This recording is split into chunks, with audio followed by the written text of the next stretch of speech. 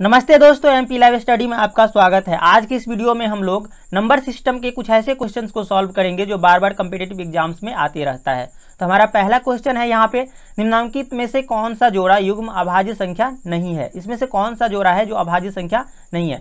तो अभाज्य संख्या हम किसे बोलते हैं, तो वे सभी संख्याएं जिसके केवल 2 फैक्टर होते हैं। ठीक है, जैसे मान लेते हैं कि हमारे पास ये 7 है। ठीक है, तो 7 का केवल 2 फैक्टर है, एक 1 है और एक 7 खुद, मतलब कि वह संख्या जिसका केवल 2 फैक्टर हो, एक 1 और एक खुद। ठीक है, तो यहाँ पे उसको बोला जाता है अभाज्य संख्या।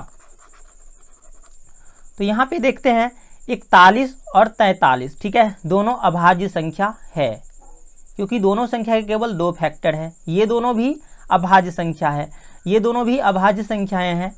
और यहाँ पे 161 को अगर हम 7 से विभाजित करते हैं तो इसमें भाग लग जाता है। ठीक है, तो यहाँ से 161 है, इसमें अगर हम 7 से भाग देते हैं तो ये 7 दूनी 14, 2 पर 1 21, 7 तिया 21। ठीक है, तो यहाँ पे 161 का एक तो है ही फैक्टर एक, ठीक है, और एक 161 है। इसके बाद एक 7 और एक 23, ठीक है, ये भी इसका फैक्टर है। तो हमारी ये जो संख्या है अभाज्य संख्या नहीं है। तो यहाँ पे ऑप्शन डी सही आंसर हो जाएगा। इसी तरह नेक्स्ट क्वेश्चन को सॉल्व करने की कोशिश करते हैं। यहाँ पे n² - 33, n² - 31 एंड n² - 21 अभाज्य संख्याएं हैं। तो n का संभावित मान क्या है। तो यहाँ पे अगर हम देखते हैं ये और ये अभाज्य संख्या है, यहाँ पे क्वेश्चन में बोला गया है। ठीक है, अगर इसका डिफरेंस निकालते हैं, इस दोनों का डिफरेंस, तो ये कितना आता है। तो यहाँ पे 33 से 31 गया तो 2, तो इस दोनों संख्या का डिफरेंस कितना है 2। इस दोनों संख्या का डिफरेंस अगर निकालते हैं तो ये भी 2, मतलब कि यहाँ पे ये तीनों ऐसी लगातार अभाज्य संख्या है जिसका डिफरेंस 2 आ रहा है। ठीक है, यहाँ पे 2 के गैप पे है।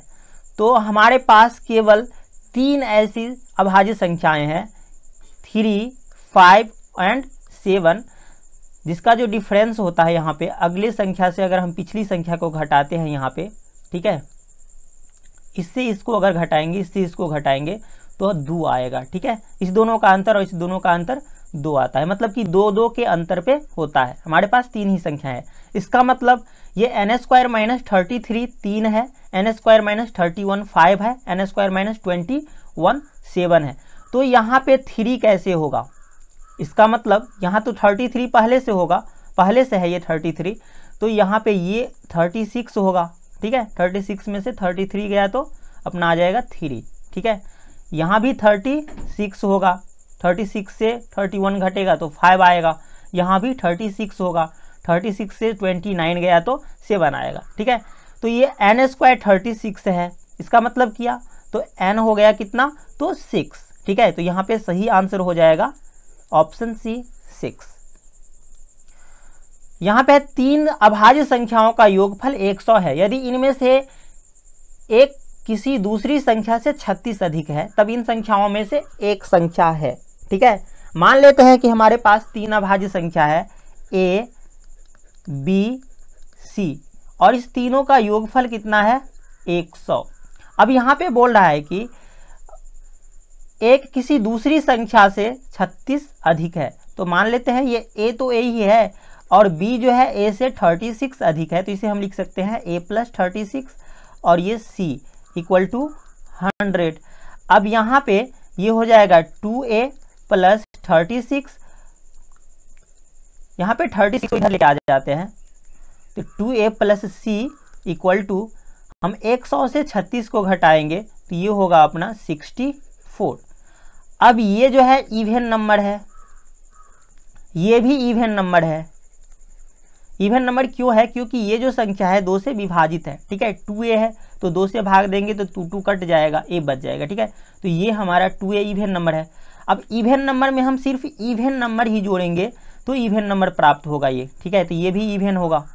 तो यहाँ पे c इवन नंबर है और c क्या है, तो अभाज्य संख्या भी है। ठीक है, तो कौन ऐसी संख्या है जो इवन भी है और अभाज्य भी है, तो हमारे पास केवल एक ही संख्या है 2 जो इवन भी है और अभाज्य संख्या भी है। तो यहाँ पे C तो 2 आ गया, C 2 आ गया, यहाँ पे C इक्वल टू हो गया 2, C इक्वल टू 2, ठीक है। और जब C इक्वल टू 2 हो गया तो यहाँ से हम A भी निकाल सकते हैं, ठीक है। यहाँ पे हम क्या करेंगे,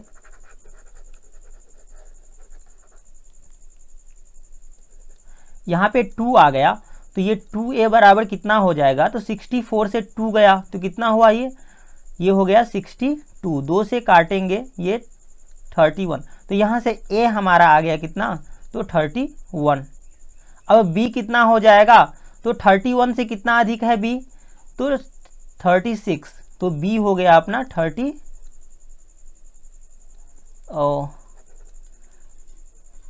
31 प्लस 36 मतलब कितना हो जाएगा, तो 67। और C 2, तो यहाँ पे कोई भी संख्या नहीं है, इन संख्याओं में से एक संख्या है, इसमें से कोई भी नहीं है, ठीक है। 31, 67 और 2, यहाँ पे 17, 29 और 43 है, ठीक है। तो यहाँ पे सही आंसर होगा option D, none of this. अब नेक्स्ट क्वेश्चन को सॉल्व करते हैं। x एक 4 अंकों की धनात्मक संख्या है तथा x का इकाई अंक एक अभाज्य संख्या है तथा x के अंकों का गुणनफल भी एक अभाज्य संख्या प्राप्त होती है, तो बताओ x के ऐसे कितने मान संभव है। तो यहाँ पे x 4 अंकों की संख्या है और x का इकाई अंक अभाज्य संख्या है, ठीक है, और अंकों का गुणनफल भी अभाज्य संख्या है। सबसे पहले हमें यह देखना है कि अंकों का गुणनफल भी अभाज्य संख्या है। इसका मतलब हमें फर्स्ट 3 डिजिट जो है यहाँ पे 1 लेना पड़ेगा, क्योंकि 1 1 1 को गुना करने पे कोई फर्क नहीं पड़ता है, 1 ही रह जाता है, ठीक है। इसीलिए हमें 3 डिजिट तो 1 लेना ही पड़ेगा, ठीक है। उसके बाद बोला इकाई अंक अभाज्य संख्या है, तो हम यहाँ पे 2 ले सकते हैं इकाई अंक, फिर 1 1 1, यहाँ पे इकाई अंक 3 ले सकते हैं, 1 1 1, इकाई अंक 5 ले सकते हैं, 1 1 1, इकाई अंक 7 ले सकते हैं, ठीक है। अब यहाँ पे इससे अगला डिजिट 9 जो है, 9 ये अभाज्य संख्या नहीं है, भाज्य संख्या है, ठीक है। और उसके बाद जो अभाज्य संख्या आती है वो 11 है, जो 2 अंकों की संख्या है, ये डिजिट नहीं है, ठीक है। तो हम केवल 4 ही ऐसी संख्याएं बना सकते हैं, ठीक है। तो हमारा सही आंसर हो जाएगा ऑप्शन ए। यहाँ पे है प्रत्येक अभाज्य संख्या को 3k+1 के रूप में लिखा जा सकता है, इसको 6m+1 के रूप में भी लिखा जा सकता है यदि k एंड m पूर्णांक हो तब। तो यहाँ पे बोल रहा है क्वेश्चन कि 3k+1 ये है हमारा अभाज्य संख्या। किसी भी अभाज्य संख्याओं को हम इस तरह से लिख सकते हैं 3k+1 के रूप में, यहाँ पे बोला गया है, ठीक है। अब यहाँ पे 6m+1 को भी हम अभाज्य संख्या के रूप में लिख सकते हैं। तो यहाँ से हमारा 3k+1 भी अभाज्य संख्या है और 6m+1 भी अभाज्य संख्या है, तो ये 1 और 1 ये तो कट गया। अब यहाँ पे 3k = 6m होगा, यहाँ से 3 2 जा 6 काट देंगे तो k = कितना आ गया, 2m। अब बोल रहा है कि k एंड m दोनों पूर्णांक है, यदि k = 2m है और k और m दोनों पूर्णांक है, इसका मतलब क्या, तो ये 2m जो है 2m ये 2 से विभाजित है, ठीक है। इसका मतलब k भी 2 से विभाजित होगा, तो k जो है अपना इवन नंबर होगा, सम संख्या, ठीक है। तो यहाँ पे ऑप्शन बी ये सही आंसर हो जाएगा। अब यहाँ पे बोल रहा है निम्नलिखित कथनों पर विचार कीजिए, यदि p एक अभाज्य संख्या है, p अभाज्य संख्या है, ठीक है, तथा p+2 भी एक अभाज्य संख्या है, तो p × p+1 एक पूर्ण वर्ग है। पहला स्टेटमेंट ये है इसका, और दूसरा है p+2 का भाजक 12 है यदि p > 3। तो सबसे पहले इसे चेक करते हैं, ठीक है। मान लेते हैं कि एक अभाज्य संख्या जो है p ये है 3, तो p+2 कितना होगा, 5 होगा, और इसमें 1 जोड़ेंगे तो 3 पंचे 15 और 1 16, और यहाँ पे देखते हैं ये एक पूर्ण वर्ग है, तो अपना कथन 1 जो है ये सही होगा। अब इसको चेक करते हैं, यहाँ पे p जो है 3 से अधिक लेने के लिए बोला है, p > 3, तो हम मान लेते हैं ये 5 है, p है 5 प्लस, तो ये हो जाएगा 5 + 2 p+2 मतलब 5 + 2 यानी कि 7। अब इसको जोड़ते हैं तो 12, ठीक है। अब इसका भाजक ये 12 से डिविजिबल है, ठीक है, 12 से इसमें भाग लगता है, तो ये कथन भी सही होगा। मतलब कि हमारा ये फर्स्ट और सेकंड दोनों कथन सही हो गया। ये यहाँ पे हमारा सही आंसर हो जाएगा ऑप्शन सी। अब यहाँ बोल रहा है कि दो परिमेय संख्याओं के बीच निश्चित परिमेय संख्या होती है, तो ये तो कथन गलत है, ठीक है, क्योंकि दो परिमेय संख्याओं के बीच में अनगिनत अनंत परिमेय संख्याएं होती है, तो ये गलत हो गया। यहाँ पे बोल रहा है कि दो परिमेय संख्याओं के बीच में अनंत परिमेय संख्या होती है, तो ये तो सही होगा। यहाँ पे बोला है दो परिमेय संख्याओं के बीच में निश्चित परिमेय संख्याएं होती है, नहीं, दो परिमेय संख्याओं के बीच में अनगिनत अपरिमेय संख्या भी हो सकती है, तो यहाँ पे ये भी गलत हो जाएगा। तो यहाँ पे केवल ऑप्शन मतलब ये सेकंड वाला जो है सही होगा, ओनली सेकंड यहाँ पे, ठीक है। तो सही आंसर हो गया ऑप्शन बी। यहाँ पे बोला है कि निम्न में से जुड़वा अभाज्य संख्या ज्ञात करें। जुड़वा अभाज्य संख्या किसे बोला जाता है? तो दो ऐसी अभाज्य संख्याएं जिनके बीच का अंतर हमेशा 2 हो, ठीक है, उसे जुड़वा अभाज्य संख्या बोला जाता है। तो यहाँ पे एक तो पहले अभाज्य संख्या है ही नहीं, तो इसको पहले हटा देंगे, ये भी अभाज्य संख्या है ही नहीं, ठीक है। इसमें से 9 अभाज्य संख्या नहीं है, तो ये भी हट जाएगा, तो अपना सही आंसर हो जाएगा ऑप्शन सी। और यहाँ पे 5 से 3 को घटाते हैं तो डिफरेंस कितना आता है? 2, तो ये हो गया जुड़वा अभाज्य संख्या। यहाँ पे ऑप्शन सी सही आंसर हो जाएगा। एक अभाज्य संख्या में इकाई के स्थान पर अंक x है, इस प्रकार कितने अंक x हो सकते हैं? मतलब अभाज्य संख्या है, किसी भी अभाज्य संख्या के इकाई अंक कौन कौन सी संख्या हो सकती है, कौन कौन से डिजिट हो सकते हैं, ठीक है। यहाँ पे ये बोल रहा है कि किसी भी कोई भी अभाज्य संख्या है तो इसका यूनिट डिजिट क्या क्या हो सकता है। तो अभाज्य संख्या का यूनिट डिजिट इवन नंबर हो नहीं सकता है 2 के अलावा, 2 को छोड़ के कोई भी इवन नंबर हो नहीं सकता है, और न ही 0 हो सकता है। तो अपना 0, 4, 6 और 8 ये नहीं होगा यूनिट डिजिट पर, किसी भी अभाज्य संख्या के यूनिट डिजिट पर ये सभी नहीं हो सकता है, तो ये कट गया। बाकी के जो डिजिट बच गया, जैसे मान लेते हैं 1, 2, 3, 5, 7 और ये 9, ठीक है। अब 9 खुद तो भाज्य संख्या है, लेकिन यूनिट डिजिट पे 9 हो सकता है। जैसे मान लेते हैं कि 19 ये जो है अभाज्य संख्या है, तो यहाँ पे 1, 2, 3, 5, 7 एंड 9 ये जो है किसी भी अभाज्य मतलब कि अभाज्य संख्या के यूनिट डिजिट पर हो सकता है, ठीक है। तो यहाँ पे हमारा सही आंसर हो जाएगा ऑप्शन डी 6, मतलब कि ऐसे 6 डिजिट हो सकते हैं जो किसी अभाज्य संख्या का यूनिट डिजिट हो सकता है, ठीक है। अब यहाँ पे है n का मान बताओ यदि n² - 14n + 24 एक अभाज्य संख्या है। यहाँ पे n² - 14n एंड +24 ये जो है अभाज्य संख्या है, तो हम क्या करते हैं, इसको फैक्टराइज करते हैं सबसे पहले। तो यहाँ पे हमें 24 को इस तरह से फैक्टराइज करना है ताकि इसको गुना करे तो 24 आएगा और जोड़े तो 14 आएगा। तो यहाँ पे हम कर सकते हैं इसको 12 दूनी 24, 12 दूनी 24 होता है और 12 दू को जोड़ेंगे तो 14 होगा। तो हम इसको ऐसे लिख सकते हैं n² - 12n, यहाँ पे -2n एंड +24। यहाँ पे हम n को कॉमन लेंगे तो ये हो जाएगा n - 12 और यहाँ पे 2 कॉमन लेंगे तो n - 12, यहाँ पे n - 2 और इंटू n - 12, ठीक है। ये जो है हमारा अभाज्य संख्या है, ये अभाज्य संख्या है, ठीक है। तो n - 2 और n - 12 इस दोनों का मल्टीपल अभाज्य संख्या है। तो किसी भी अभाज्य संख्या का केवल 2 फैक्टर हो सकता है, वह संख्या खुद और एक, मतलब कि इसमें जो ये 2 जो है, एक ये और एक ये, इसमें से एक जो है निश्चित रूप से 1 होगा, ठीक है। तो हम एक को 1 बनाते हैं यहाँ पे, तो इसको 1 बना के देखते हैं n - 12, ठीक है।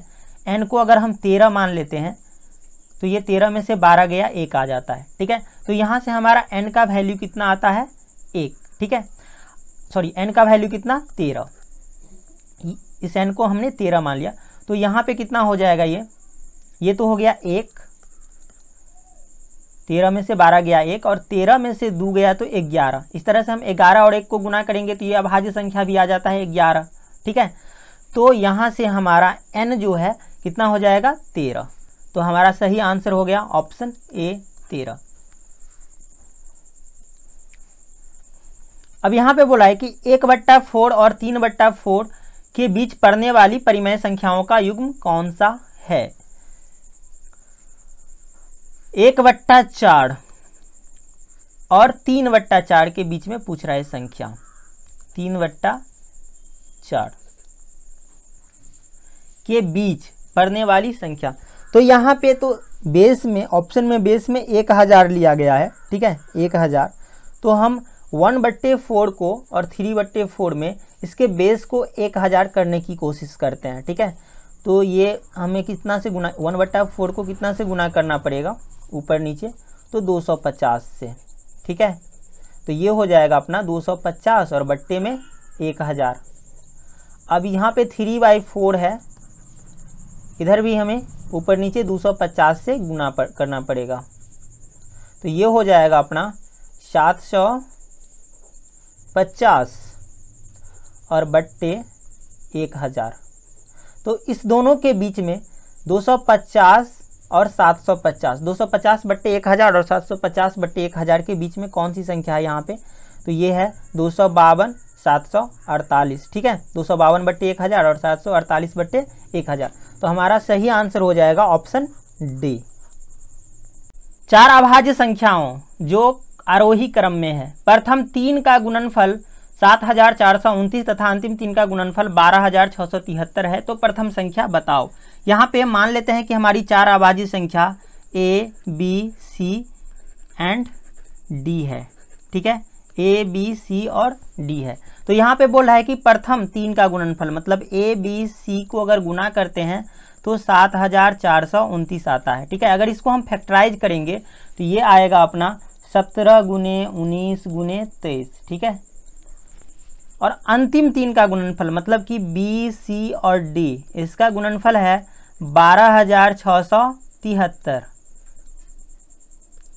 तो अगर इसको हम फैक्टराइज करेंगे तो ये आता है अपना 19 गुने 23 और गुने 29। ठीक है, अब यहाँ पे इसको गुना करके इतना आता है, इसको फैक्टराइज करते हैं तो 17 19 और 23 आता है। मतलब कि यहाँ पे अपना जो पहला संख्या है ए, ये कितना आ गया, तो 17, दूसरा 19, तीसरा 23, यहाँ पे भी दूसरा तीसरा है और ये लास्ट वाला 29। तो हमारी पहली संख्या जो होगी, प्रथम संख्या, वह 17 होगा। यहाँ पे ऑप्शन बी सही आंसर हो जाएगा।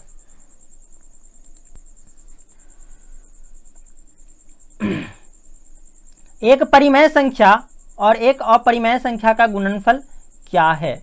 एक परिमेय संख्या, मान लेते हैं कि परिमेय संख्या है 1/2 और एक अपरिमेय संख्या है, मान लेते हैं ये √3 है। अगर हम इसको गुना करते हैं तो ये √3/2 होता है, मतलब कि ये जो है हमारी एक अपरिमेय संख्या है। तो एक परिमेय संख्या और एक अपरिमेय संख्या का गुणनफल हमेशा एक अपरिमेय संख्या होता है। तो हमारा सही आंसर हो जाएगा ऑप्शन बी। यहाँ पे बोला यदि प्रत्येक Q और R के लिए P सापेक्षिक अभाज्य है, ठीक है, तो गुणनफल QR के लिए P सापेक्षिक अभाज्य होगी। यहाँ पे बोला है कि मान लेते हैं कि एक संख्या है, जैसे मान लेते हैं कि 2, ठीक है, P जो है एक P = 2 है। P जो है Q और R के लिए सापेक्षिक अभाज्य है। सापेक्षिक अभाज्य मतलब कि कोप्राइम। ठीक है, अब यहाँ पे मान लेते हैं कि एक Q है और एक R है। हम इस तरह की संख्या लेते हैं जिससे 2 जो है सापेक्षिक अभाज्य हो जाए। तो यहाँ पे हम 3 ले लेते हैं क्योंकि 2 और 3 कोप्राइम है, और यहाँ पे R ले लेते हैं कितना, तो 5। यहाँ पे 2 और 5 ये भी कोप्राइम है। तो बोल रहा है P जो है, P मतलब कि P = 2, ये इस दोनों का मल्टीपल QR का मल्टीपल मतलब कि 3 पंचे 15, 15 के लिए भी कोप्राइम होगा। तो अगर हम 2 और 15 को देखें तो ये दोनों भी आपस में कोप्राइम है, मतलब कि ये हमारा सही हो जाएगा स्टेटमेंट, ये सही होगा। दूसरा है यदि P का गुणनफल QR को विभाजित करता है, ठीक है, मतलब p का जो यदि p का गुणनफल QR को विभाजित करता है, मतलब p जो है, यदि p गुणनफल यहाँ पे है, यदि p गुणनफल QR को विभाजित करता है तो गुणनफल QR इसको विभाजित करता है p। यदि p q को विभाजित करता है, अब p जो है p q को विभाजित करता है, ठीक है, q को विभाजित करता है, मतलब कि वही हुआ q की यहाँ पे q k हो सकता है, मान लेते हैं यहाँ पे r है, कोई भी चीज़ यहाँ पे है, तो p जो है q को विभाजित करेगा, तो p r को भी अवश्य विभाजित करेगा, ठीक है। लेकिन ये जरूरी नहीं है कि p r को भी विभाजित करेगा। मान लेते हैं कि हम यहाँ पे संख्या ले लेते हैं 2 और यहाँ पे ले लेते हैं कितना, तो 6 ले लेते हैं, ठीक है। तो 2 6 को विभाजित करता है, ठीक है, तो ये 6 क्या है, इसको अगर QR के फॉर्म में लिखेंगे तो ये होगा अपना 2 गुने 3। तो यहाँ पे 2 जो है 2 गुने 3 मतलब कि 2 को तो विभाजित करता है, ठीक है, 2 गुने 3 को भी विभाजित करता है, लेकिन 2 जो है जरूरी नहीं है 3 को विभाजित करेगा, जो 3 को विभाजित यहाँ पे नहीं करता है, ठीक है। तो हमारा ये जो स्टेटमेंट है ये गलत हो जाएगा। यहाँ पे कोई ज़रूरी नहीं है कि P अगर QR को विभाजित करता है और P Q को भी विभाजित करता है, इसका मतलब कि P या तो यहाँ पे या तो R या फिर K को विभाजित करेगा, ये ज़रूरी नहीं है, ठीक है। तो ये अपना ऑप्शन गलत हो जाएगा, ठीक है। तो यहाँ पे केवल पहला ऑप्शन मतलब कि ऑप्शन ए सही होगा, तो हमारा सही आंसर हो जाएगा ऑप्शन ए। यहाँ पे बोला है निम्न में से क्या सत्य है, परिमेय संख्या का दशमलव विस्तार समाप्त हो जाता है। परिमेय कोई भी परिमेय संख्या होता है, मतलब कि परिमेय संख्या का दशमलव प्रसार शांत भी हो सकता है और अशांत भी हो सकता है, ठीक है। तो यहाँ पे जरूरी नहीं है कि दशमलव विस्तार समाप्त ही हो जाए, ठीक है, शांत वाला में तो समाप्त हो जाता है और अशांत वाला में समाप्त नहीं होता है, तो ये हमारा ऑप्शन गलत हो जाएगा। यहाँ पे परिमेय संख्या का दशमलव विस्तार समाप्त नहीं होता है, तो ये भी गलत हो जाएगा, किसी का समाप्त भी हो जाता है। यहाँ पे परिमेय अपरिमेय संख्या का दशमलव विस्तार समाप्त हो जाता है, अपरिमेय संख्या का दशमलव विस्तार कभी भी खत्म नहीं होता है, कभी भी समाप्त नहीं होता है, ठीक है। और यहाँ पे बोल रहा है कि अपरिमेय संख्या का दशमलव विस्तार न तो पुनरावृत्ति होता है और न ही समाप्त होता है, तो ये हमारा ऑप्शन सही हो जाएगा। तो यहाँ पे ऑप्शन डी सही आंसर हो जाएगा, ठीक है, ओनली 4 फॉलोज। तो आज के वीडियो में बस इतना ही और नेक्स्ट क्वेश्चंस को अगले वीडियो में सॉल्व करेंगे। तो अगर यह वीडियो आप लोगों को पसंद आया तो वीडियो को लाइक कीजिए, शेयर कीजिए तथा हमारे चैनल को सब्सक्राइब कीजिए एवं बेल आइकन को निश्चित रूप से दबाइए ताकि नेक्स्ट वीडियो का नोटिफिकेशन सबसे पहले आप तक पहुंचे। Thank you.